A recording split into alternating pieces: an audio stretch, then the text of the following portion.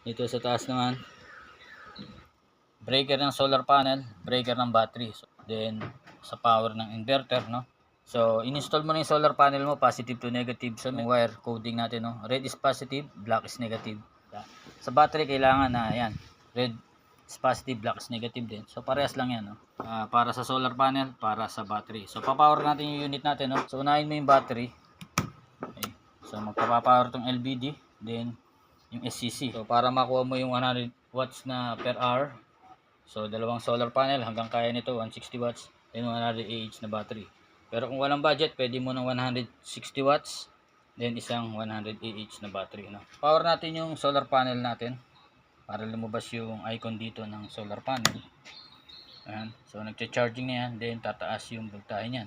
So, power natin yung inverter natin. So, ito yung power on ng inverter mo. Modified sine wave. So,